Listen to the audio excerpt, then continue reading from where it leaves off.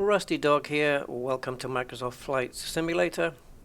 In this video I'm going to show you how to fire up the Airbus A320, the fly-by-wire version, the A32NX, from a cold and dark state, completely switched off in other words, to getting it ready for takeoff. Now the method I'm going to be showing you is the one that I use. Other people's methods may slightly differ in terms of the order they do things, but this is the way I do it, and I will show you, as I said, to the best of my knowledge, the way to get this done. Okay, so let's step inside and get ready. So, first thing, as we look around, we see the airplane is completely off. Nothing is working. You'll know you've got the Airbus fly-by-wire because you'll have the pad here. Let's go ahead and turn that on. Doesn't consume any of the aircraft's power. Now if you want to go ahead and... Did I just say go ahead and? Oh dear. Let's start that sentence again. Now, if you want to have the jetway coming towards you to simulate passengers coming on and external power cart coming along or fuel supply, you can go ahead and do all that stuff if you want. Go ahead and, wow, said it again. Yeah, up the top then, this is the overhead panel, and this is where we're going to start powering the plane up. So it already says external power available. Which would indicate that there's a truck plugged into the plane already, but there actually isn't. But it's available anyway, so we may as well make use of it. Also, I have this toolbar pushback tool. I think it's just called a pushback tool. You can find this on flightsim.to, and I use this in order to do things such as bring the power cart or the jetway to the plane. It just makes things a little bit more immersive, so you can bring the power truck over, for example, to provide that external power, and also the jetway you can bring over, which, there we go, it's coming over now. So this is a nice little tool, and as I said, it's free and it's available on flightsim.to. You've also got baggage as well if you want to do baggage. So you got the guy coming along, he'll put the bags on board if you want to go that far. Really, we're just concentrating today on getting the plane started up. So let's take the power away, let's take the jetway away, and let's take the baggage away. Okay, so this is a nice little tool, but it's what I'm going to be using for pushback as well. So we are in Detroit Municipal Airport, and we're going to be, well, the flight plan is scheduled to go to Austin, Texas, so we're not going to be taking that flight in this video, but just getting the plane powered up. So first thing, the way I do it is, if you look at this panel, it's divided into three. We've got the left hand column, we've got this bigger middle column, we've got the right hand column. You're going to be going from left to right, left column, middle column, right column. And then with each column, you're going to be going from the bottom up as we look at it. Bottom, up, bottom, up. With the exception of initially starting the plane up, where we're going to do it right in the middle. So we're going to start by turning on the batteries. Okay, so now we're on battery power. Now don't keep it on battery power for too long because it will wear out. We do have some residual power. Yeah, computers are now. So we do have some residual power there. Okay, back up to the panel then, and we want to switch on external power. So this is going to switch on actual proper power until we get the engines and the APU going. Or APU and engines, I should say. Yeah. The APU is an onboard generator which generates power, so once the APU is on, you can you can remove external power. You need the APU to start the engines. Once the engines are on, you can turn off APU power. It's kind of like a domino effect, maybe. Anyway, okay, so that's the only bit you need to do to start with. So now we're going to do the order of things, bottom up.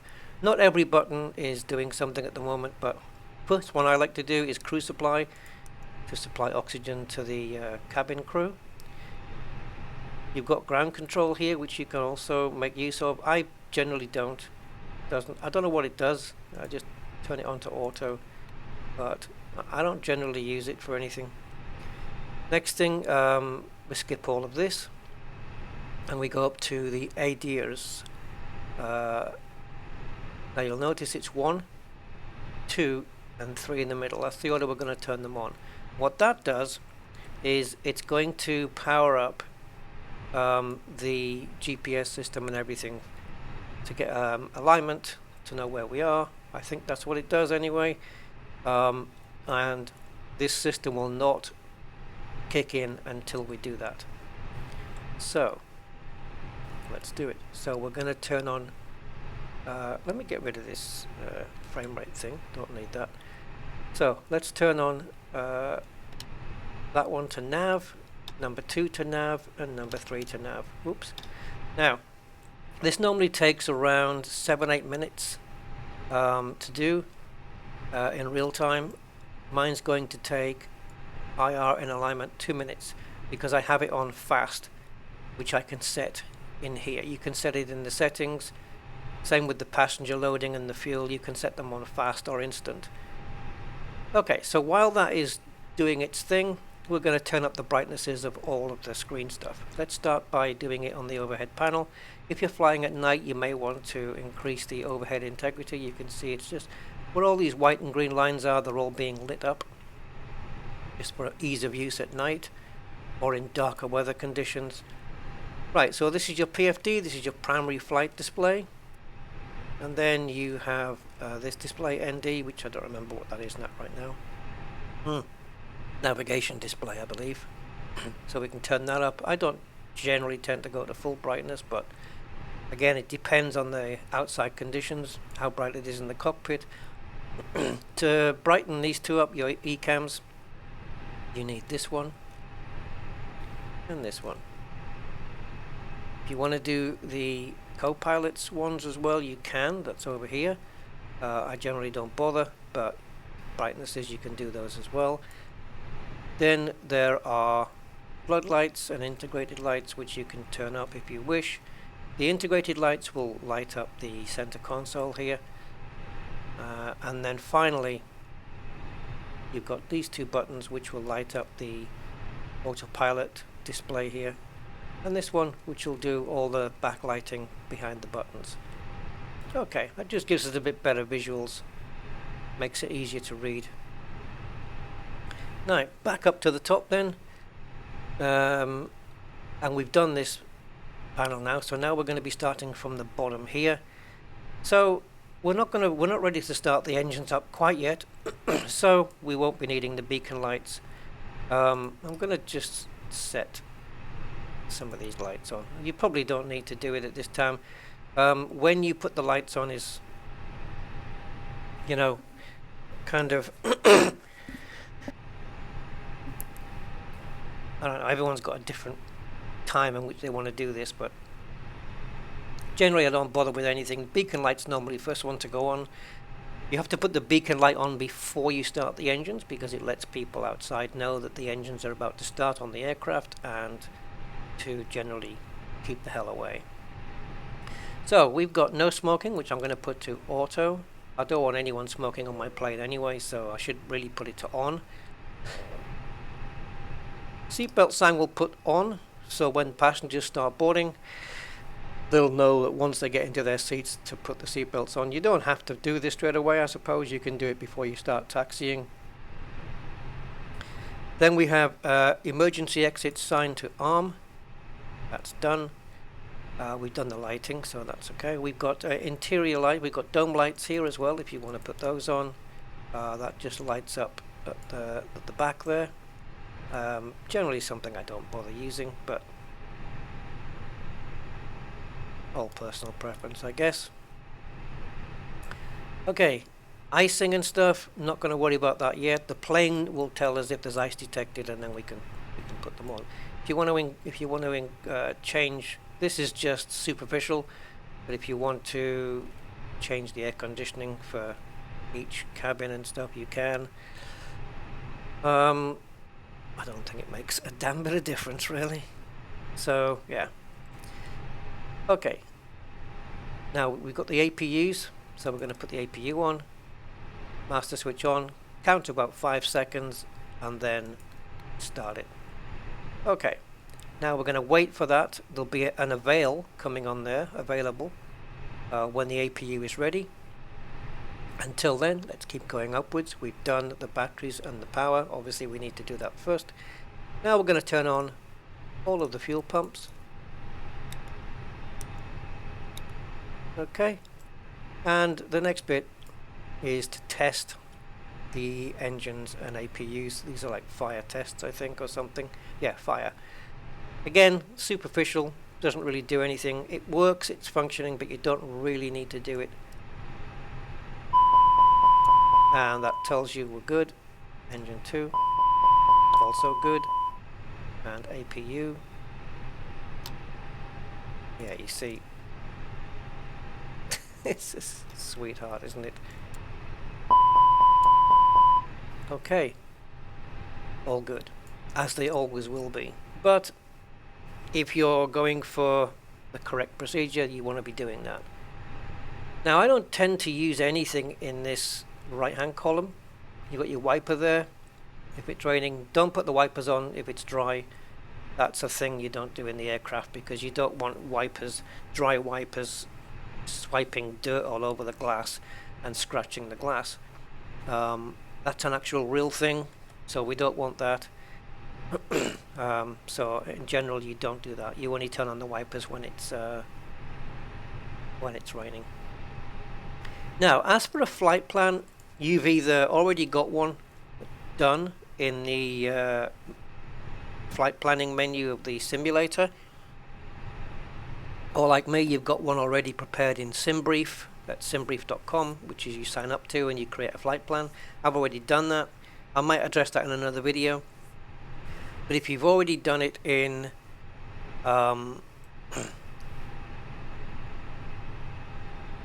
if you've already done it in, let me think, have I done it here? What's this line? 1 second. I just want to make sure that my flight plan, I don't have a flight plan filed. No, okay. So yeah, if you've already got it filed, then your MCDU procedure is going to be different to mine. Otherwise, let me just put that back. Okay, yeah, your procedure is going to be different to mine because the flight plan will already be in, and you won't need to go through the procedure I'm going to go through. But I'm going to show you my SimBrief procedure anyway. Now, we're in the United States, so the transition altitude throughout the United States is 10,000 feet, so we'll have to remember that for later. But we can set it here already, if you don't want to remember it for later. That's the wrong one. I hate it when the mouse is out. So we can set that for 10,000. This is just in case you put the autopilot on below 10,000 and then it'll get itself up there. But I like to set it there. Also, if you know the heading of the runway, the exact heading, not the number, because you can have runway 27 and it's not necessarily 270 degrees, it might be 265. You can set that there as well if you wish, so that when the autopilot gets engaged after flight, the plane carries on at that heading until you switch it to following your flight plan. But again, I digress a little bit. So now that we've got the plane ready, we need to get people on board. Again, if you want the jetway across, you can. If you're not using SimBrief, then this bit's not going to be relevant to you, but I'm going to run through this anyway. So I would now go into ATSU, AOC, and init press, and then I would init data. I think that's requisite or required, I don't know. But what it does is it imports my SimBrief flight plan into the plane. There we go. Again, you probably, if you've already set your flight plan in the sim already at the previous screen when you looking at the Earth, if you've set it there, then you won't need to do this bit because this will already be set. So the next screen over is nothing to. Yep, we don't need that one. Now next screen is init. There's an acronym called DIFRIP, which DIFRIP I think it is, which is a procedure to go through. So each button like D, I, F, R, I, P. DIFRIP.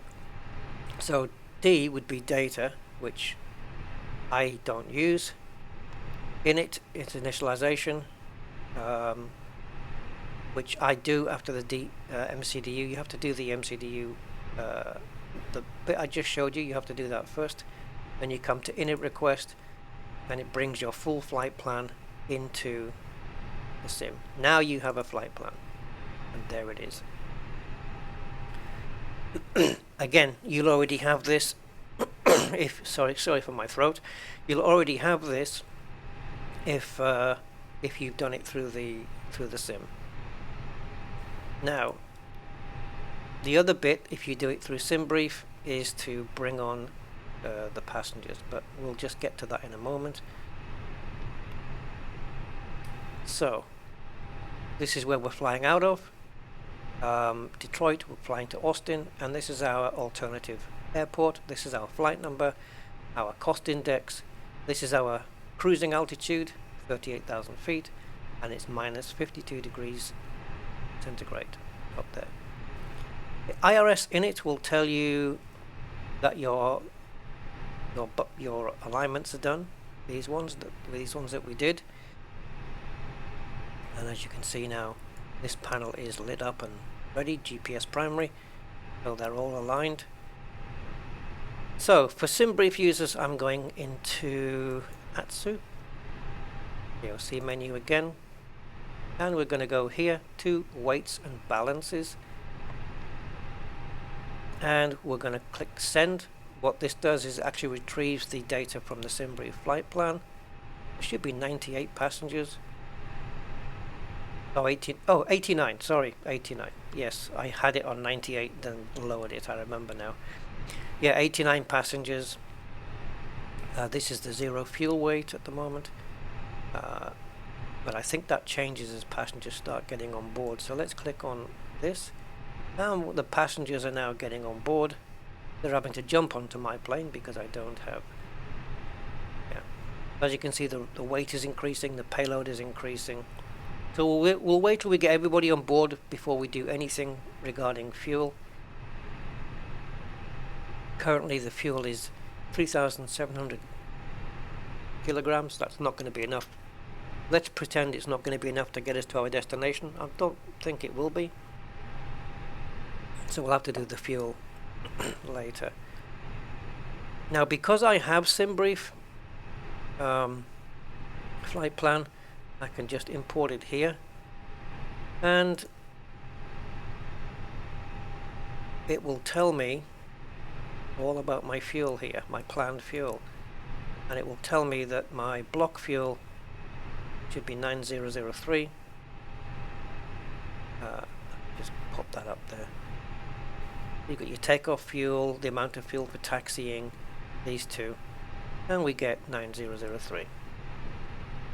Minimum takeoff fuel 8773, but we've got to use up fuel when we're taxiing down the runway, so 9003 is what the flight plan is telling us to do. Okay, so in here we want to put 9. Okay, it's not letting me delete. Now it is 9003, and we then click here to refuel. Again, I've got it set to instant. So you should see the plane drop as we put the fuel in.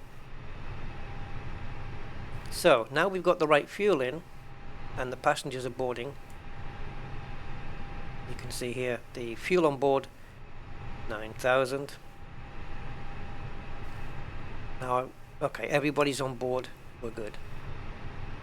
So I can't pretend that I'm completely 100% up on this next bit, but the zero fuel weight and zero fuel weight center of gravity, we click the button, it displays the figure at the bottom left, and we click it again, it puts the figure in.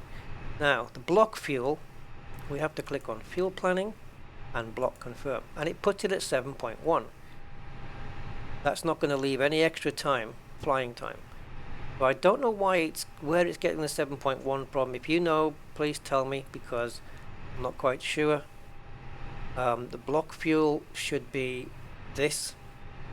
So this will be 9.0. So I'm going to feed that in because I think that's what it should be. 9.0. And we're going to just feed that in there. That gives us an extra 1.9 tons of fuel, which gives us 1 hour and 10 minutes extra flying time, which means we can get to our alternative airport, or if we have to go in circles before we can land in a holding pattern, then we have enough fuel for that. And 0.2 for taxiing, which is what this is pretty much said on the SimBrief flight plan.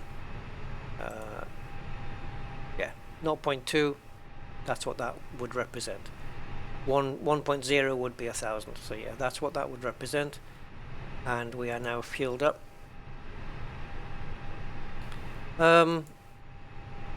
Again, if you don't want to use the pushback tool that I've got, you can do it all from here. It's just the same. The one I use is nice because sometimes, not every time, but sometimes it has the whole thing where it goes through the voice dialogue talking to you, and it lifts the plane up. Yeah, I don't know, sometimes it works, sometimes it doesn't, I don't know why, but you can do all the external power, everything that you can do from this tool here, you can do from here. You got your passengers, oops, better not do that actually. Yeah, your catering, I think this brings the jetway in, so we don't want to do that right now. Okay, so we got the flight plan into the plane. Now we're going to go into performance. Now flaps, you have to set first, depending on the length of the runway. But if you don't know, just set it to 2. That should be enough flaps for anybody. If it's a long runway, 1 will be enough, but let's set it to 2. And we have to remember that setting for a little bit later on. So flaps 2. Now these are our speeds. V1. V1 is the speed at which there's no turning back. Once you reach 122, you can't abort the flight. Now you have to take off, no matter, even if your engine's on fire. The next speed is your rotate. That is the speed that you're going to pull up. This is based on your flaps and your weights and everything. So, and V2, I'm not quite sure what V2 is. Again, let me know. Transition altitude 18,000. Oh, is it 18,000? Is it 18,000 in the States? I thought it was 10. Okay. Well, it might be 10, but I'm going to just change this up to 18,000 just in case. It might be 10 though. Let me just quickly Google this. Transition altitude USA. Oh, it is 18,000. My mistake, guys. My mistake. I thought it was 10,000. It's actually 18,000. Yes, my apologies. I don't know where I got 10,000 from. I know I set 10,000 quite a lot when I'm doing European flights. Maybe I'm mixing it up with that. Okay, it might just be that then. So you can see we've got a few things on the eCam here. Oh, APU is now available. That's good. TCAS on standby. Let's get that switched on. What I do for that is I just put this to TARA, which I think is transmit and receive, and set that to auto. That's now gone. Park brake is on, good. Seatbelts and no smoking signs are on. APU is now available, but we're not finished here yet. So we've done, I shouldn't have come to the perf so soon, but never mind. So yeah, diff, and then R is the rad nav. Now if you know the frequency of the ILS at the destination, you can put that in here. If you don't, well, I think it might fill itself in automatically when you're flying, when you get near to the airport. But if you know by using charts, Navigraph, it will tell you the frequency of the ILS at Austin, Texas, where we're going to, and you can put that into there. But you might not want to do that right now anyway. I would save that until you are closer to your destination. And I think the MCDU here will tell you to please enter destination details, and that's what this means, to put it in here, and also your weather, your QNH, which we'll sort out later.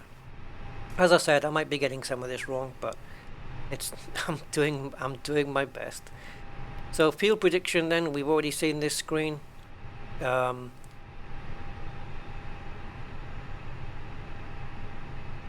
Just looking at these 2 times. Oh, okay, right. So this is our takeoff time. Actually, no, it's not.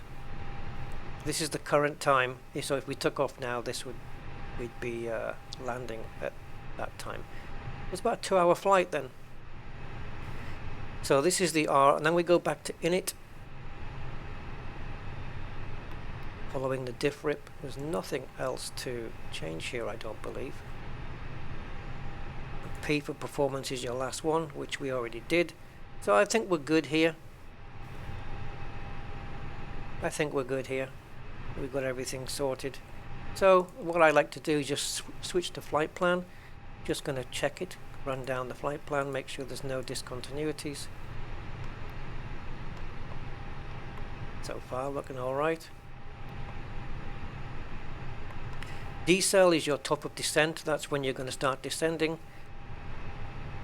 Now the way I do that, I see that we're currently going to be flying at 38,000 feet when we hit decel. Let's set a discontinuity there. Let's come back to that decel in a moment. So this might take a couple of goes. Hit clear. Oh, okay, let's keep clearing. We need to see the word clear at the bottom. There it is. Now we're going to click on this, and there it's gone. So sometimes I personally like to see, for every waypoint, I would like to see a altitude, but this one just uses those ditto kind of quotes, like flight level 380. Because sometimes I don't make sense of this, where you get from 38,000 feet, and then suddenly your next point is at your airport.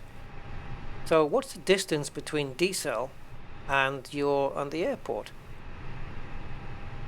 I mean, the distance between window and your top of descent is 73 nautical miles.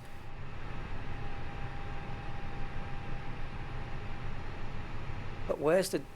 I don't know. See, I was expecting a waypoint in between decel and the thing, so that I could determine a descent rate. So, for example, you go to the calculator here. You go to top of descent. You know you're gonna be. Don't sync it to the plane right now because we're not taking off. But assuming we're at 38,000 feet, we want to come down to say 4,000 feet.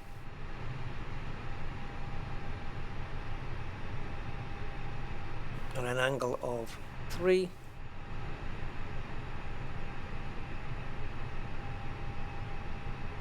I don't know why it's not calculating that.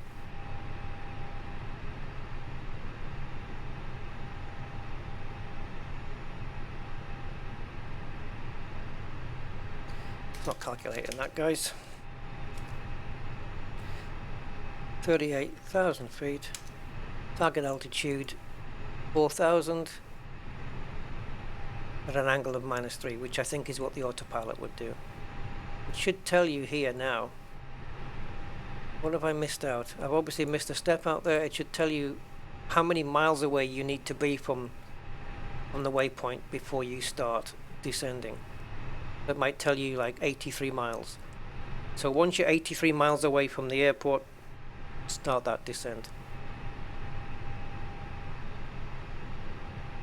Kind of weird.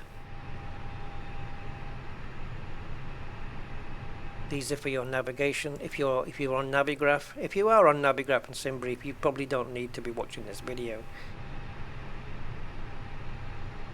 So we're at KTTW.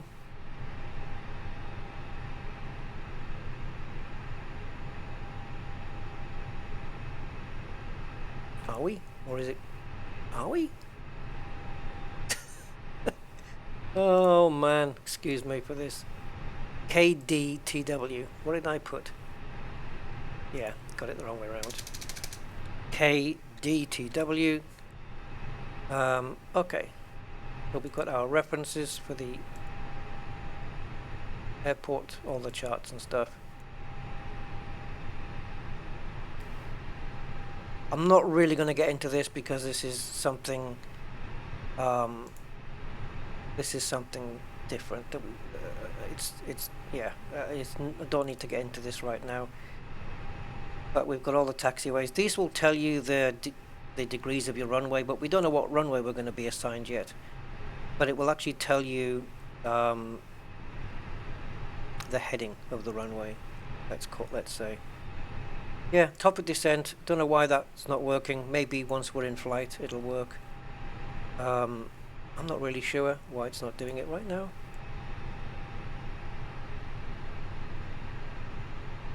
Yeah. Anyway, let's maybe, I don't know. Maybe it needs the engines fired up first. So, that's it. We're done with the MCDU. Ignore my faffing around with the pad there, but yeah, we're done. Everything's done here.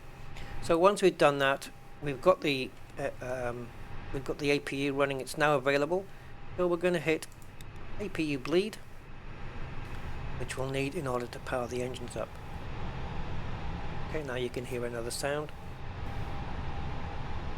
Oh, now we're ready. Okay, so I think we've got everything ready. I haven't done any of these like checks. Well, make sure the parking brake is set and stuff like that. There's one more thing I want to do before we take off though. We need to set air pressures. So yeah, all these checks that the pilots do, the YouTube real pilots, I'm not going to faff through all of that. You know, yeah, parking brake set, cockpit door locked. You know, I'm just going to tell you the ins and outs of getting it started. How much you want to role play is up to you. Okay, so next thing we want to do here is, again, go from the MCDU menu, go to ATSU, go to AOC menu, and now we're going to choose WX request. For those who haven't used this feature, you're going to quite like this. So this is kind of requesting the weather, and we're going to click that. And already included is the weather at the airport we're taking off from, the airport we're going to land at, and the alternate airport. I tend to only need these two because we don't really get rerouted in this sim very much. I've never had that before. So now we're going to send that request out for the weather, and when that request has been returned back to us, it'll appear on here as a received message.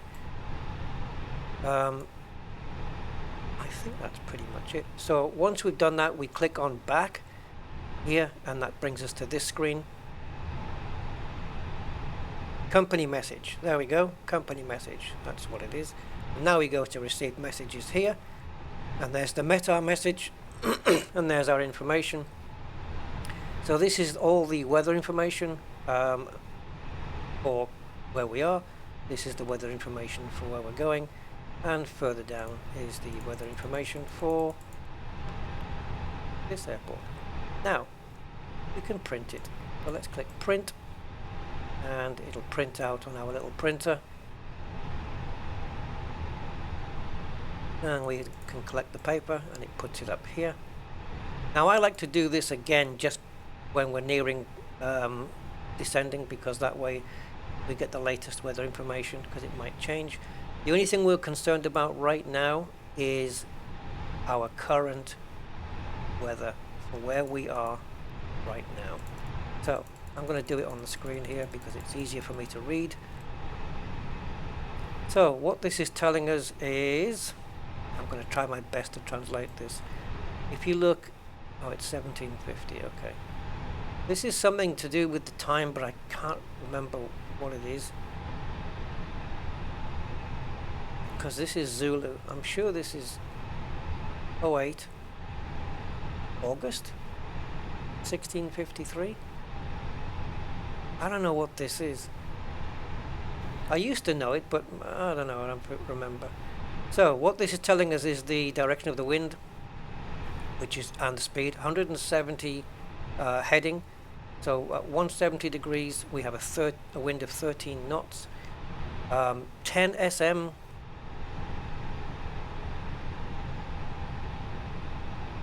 Is that visibility? Yeah. No, a good day would be 9999, which gives you what they term as infinite visibility. I'm not quite sure what 10 SM is, but I think that's got something to do with your visibility. Let's have a look outside. It looks pretty clear. I don't think visibility is an issue here.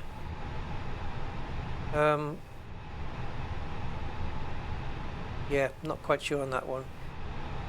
This one means we've got scattered. Oh, sorry, not scattered. Few clouds. I'm reading ahead of myself. We have few clouds at 20 degrees, heading up 20, and at 250 degrees we have scattered clouds.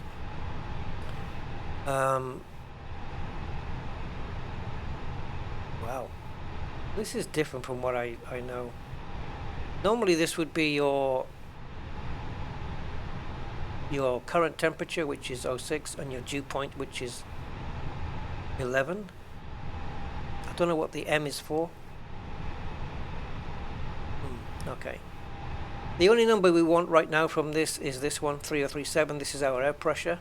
We need to set the altimeter to that, so we're on the right altitude, or more correct altitude reading. So 3037 is what we need. This is what I was trying to get to. I don't know why I tried to decode all this, but I'll have to make myself a little bit more au fait with that. So what was it again? 3037. Okay. So as you can see here, we have 2922. If you're getting readings like 10, 11 something, then you need to go to hectopascals. But right now we're going to be here, and we're going to switch this up to 3037, and this will adjust the altitude here. Look at the reading there. It says just nearly 500. So as we go up to 3037, we're telling the plane, it's essentially the air pressure, and as you can see now, that will be more of a correct altitude. Our QNH 3037. All right. So that's essential. Again, this is just here. It's a complete duplicate of this, obviously, and this, for when you're landing, it's good to know that you're going to have to set it to Q303. Now, when you get beyond 10,000 feet, this might be where my transition altitude mix-up came. When you get beyond 10,000 feet, you have to switch your barometric pressure to standard. You do that by clicking the bottom of this button. See, there's a down arrow, and that will switch it to standard, which is 2992. And every aircraft does that, and that way, when they're up in the air above 10,000 feet, all the altimeters of each plane should read the same. They're not different because they're all set to different readings. So if air traffic control says what's your altitude, and you read back something that's not, you read this and it's not correct because your air pressure is not correct, you can end up maybe colliding with another plane. So everybody has to set it to standard beyond 10,000 feet. If you don't do it, the aircraft will flash here and remind you it's quite a clever aircraft actually. That says TA only. Is that what it wants me to put this on? No, I'm learning as I go, guys.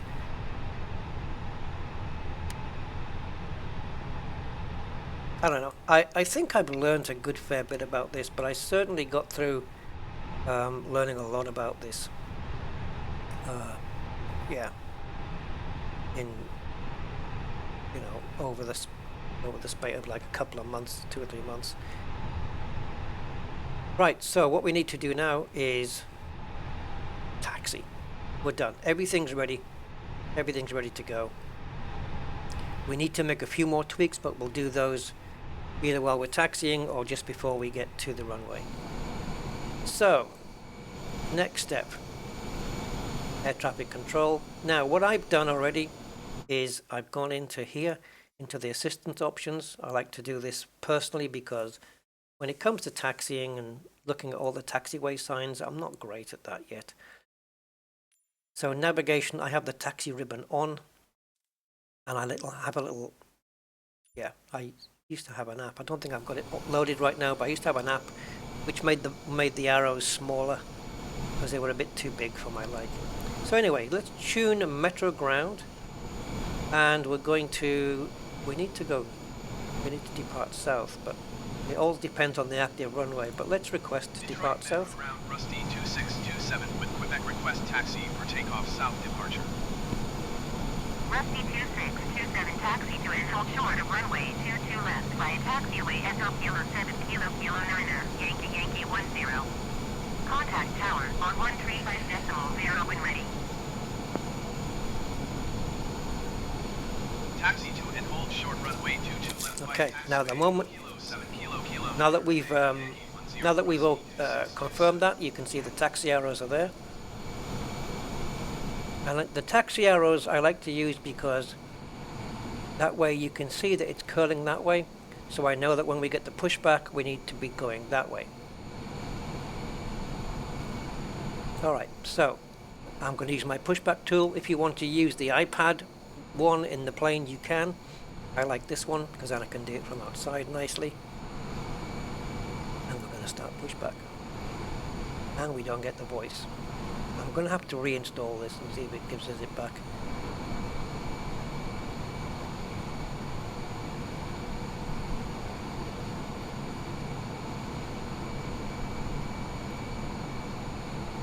Oh, it's not even attached to the plane.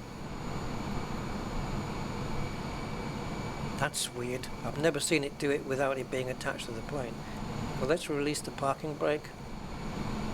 And while we're doing that, let's fire up the first engine. So we're going to be switching the engine to ignition and firing engine 2.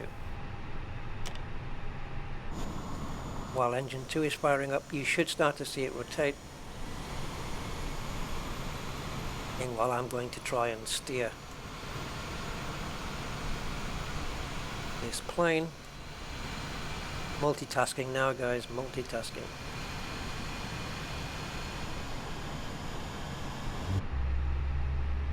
And as you can see here, whoops, we have a positive start in the engine. So let's crank engine 1. Once we get a positive start, Skywest 4464 taxi to the gate. once we get a positive start on engine 1, 4464 taxi to general aviation. just has to build up pressure. Foxtrot cross runway 9er left Foxtrot Echo 2 Kilo. See, as you can see, at this speed there's plenty of time. There is engine 1 firing up.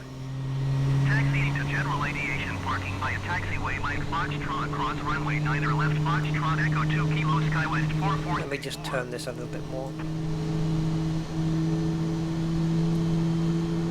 The tug's not even turning, it's just weird. It hasn't even connected with the plane properly.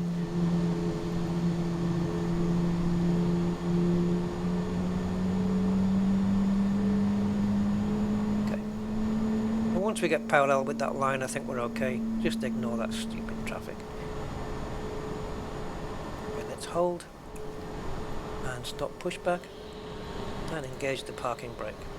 Okay, back on board then. We are now pushed back, ready for taxi.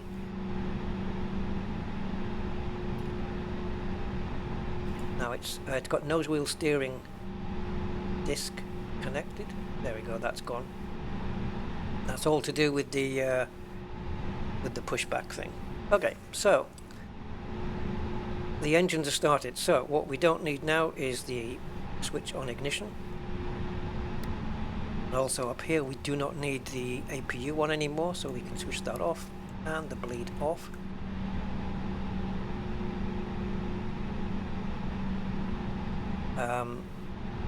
It's telling us here as well.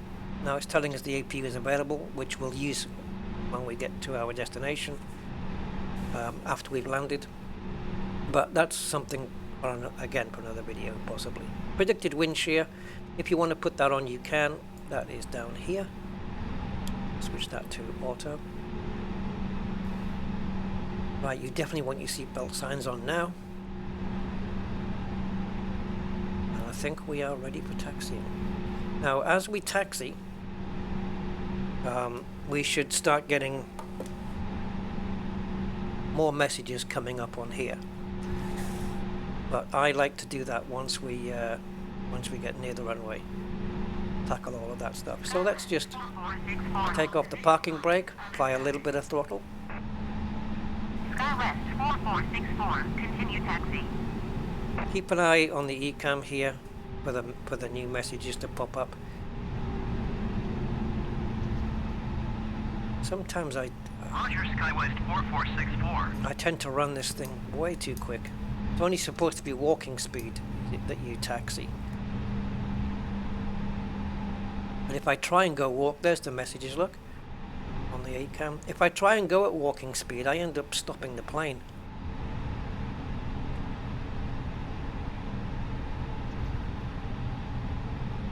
So we have 89 people on board.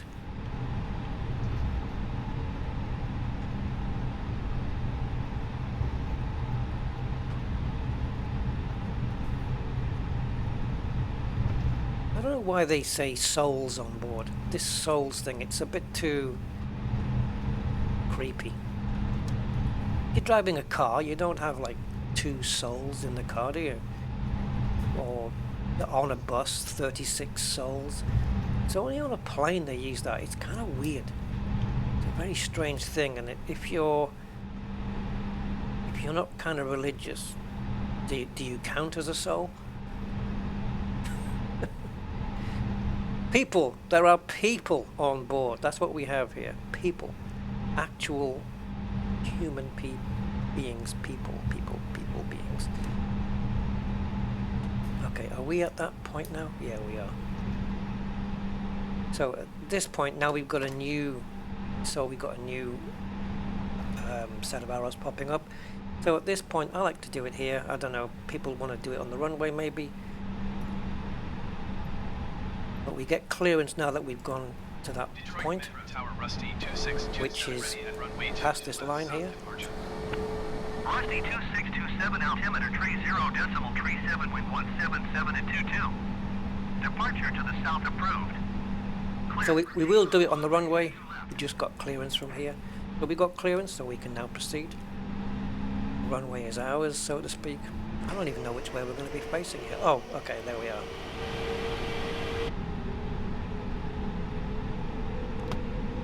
So it wants us to go up here, which I'm gonna. Rusty 2627, please acknowledge. Oops. Cleared for takeoff runway 22 left, Rusty 2627. I'm gonna turn here. I just feel more comfortable doing it here. Again, too much brake. Trying to answer that stupid message.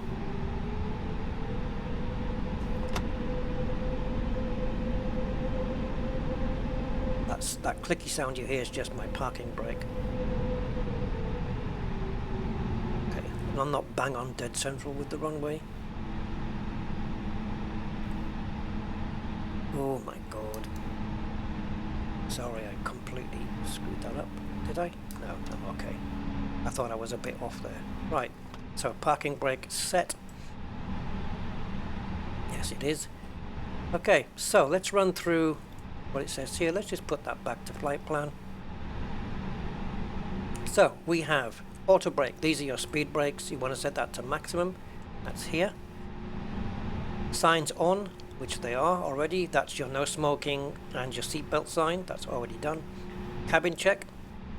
Come up here and I press the all. Flight attendants, please prepare for takeoff. Spoilers set to the arm position. These are your spoilers, your ground spoilers. You've got all this slidey area, but what we need is to push it up that way, up and to the right. Flaps in takeoff position. Now, if you remember, when we went to Perth, we set the flaps to 2. So that's what we want to set this to. You can do it with your joystick button, your keyboard, whatever you have it. So flaps position 2, so the plane knows. Now we do a takeoff config test to make sure that everything is good. For that we press this. I'm glad this has come up.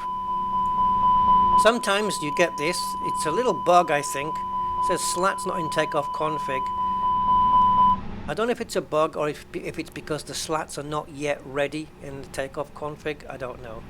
But if you press clear to clear that message and then just do another test, we should be okay. And there it is, takeoff normal. That doesn't happen every time. It might be to do with the slats still moving, I'm not 100% sure. Okay. We're ready. That's it. That's pretty much the end of the video. So what I'm going to do before we do sign off is I'm just going to take off. Now if you remember as well, here in the performance we have our V1 speeds, our rotate speeds and our V2 speeds based on the flaps. If we change the flaps 1, these numbers will be different. So at 122 knots on the runway, that's it. You can't, there's not enough runway left to slow the plane down. 123 is when we're going to pull back on the joystick. I tend to wait a couple of knots more, 125, but at 123 you can start to pull up and try and keep it at around 5 degrees. Now I've got nothing set here on the autopilot really. I haven't got anything. Yeah, got flight director on, which is good, but yeah. Anyway, ignore that. So we're ready. Let's go. We better not keep people waiting. So I'm just, before I release, I'm going to take off the parking brake, hold down the brakes. I'm just going to apply a little bit of power, halfway maybe. Okay, and release the brakes. Ignore that message, it should go away. And increasing power. And now maximum power. So remember that speed, 120. There's the purple arrow on the speed, and now we can pull up.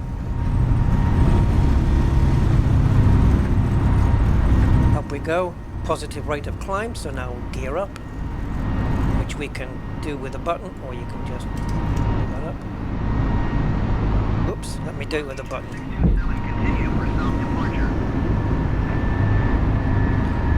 Once I get over 1,000 feet, then I tend to retract the flaps by 1 position,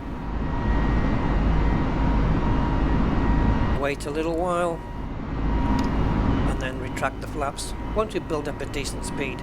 Now you'll notice here it says lever climb. It wants us to put the throttle into the climb position, which is here, marked by the CL. So we're going to bring, excuse me, let me get that crap out of the way. It's going to bring the throttles back to the climb.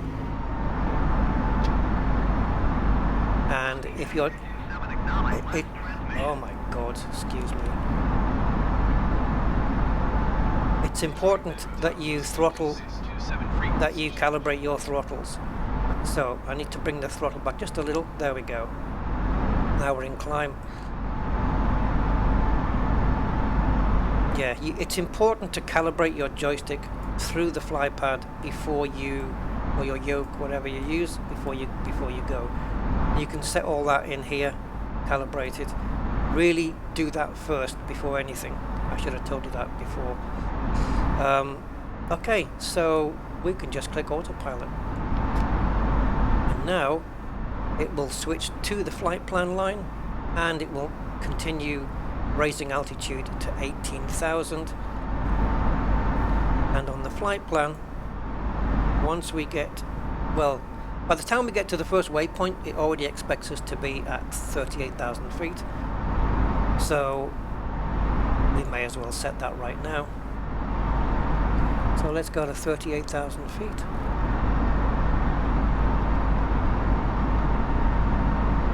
And as you can see, that will be set here. Oh, ground spoilers are still armed. Yeah, now we take the ground spoilers off. And also, if you're comfortable, take off the seatbelt sign. And now you've got a nice, clean screen. The only time, one of the times this would light up is if it detects ice.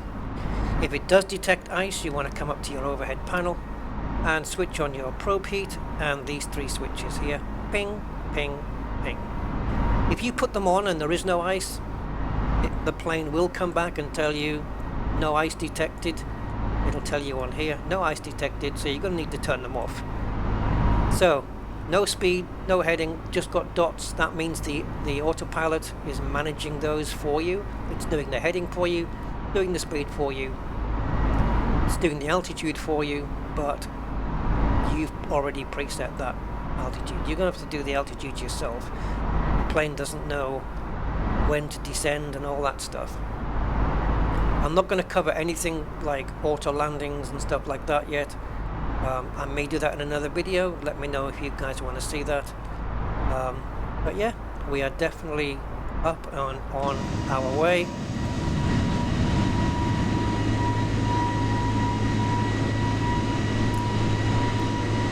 And it looks like we did get a south departure because we are straight on to our flight plan, which you can see here, by the way. Go into flight plan mode. And let's range that out so that we've got a bit more zoom. So where are we? We are 86 nautical miles away from our first waypoint. We'll get there in about 16 minutes, 17 minutes-ish. And you can see here on these circles that says 40, so that means that's 40 nautical miles. That's 80 nautical miles. So when you're doing your calculations, which I don't know why this isn't doing it. Let's do sync.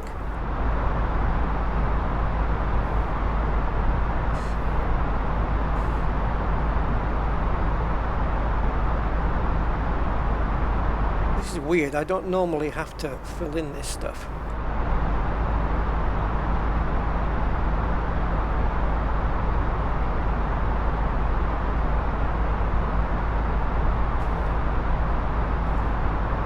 I don't know. I did do an update today. I don't know whether that's maybe freaked this out, but normally there's a big display here telling you start descending at so many nautical miles. But if you don't sync, you know you're going to be at 38,000, so I'll just put it in manually. And then it tells you here, start your descent when you are 78 nautical miles away, and you can always tell when that is by looking at here.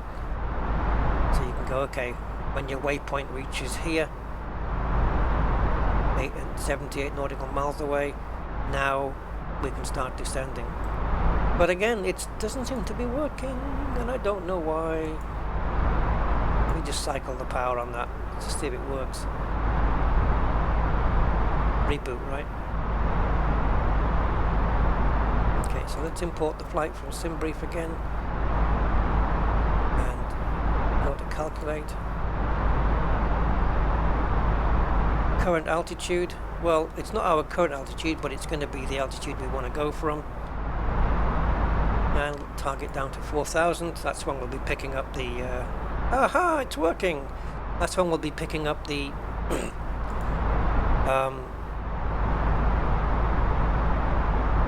I've lost, the localizer and the glide slope. There you go. So yeah, when you're 107 nautical miles away from your, not from the airport, because we need to go from 4,000 down to runway. So I would guess maybe 120 nautical miles from the airport, if there was not a waypoint in between, and then start descending.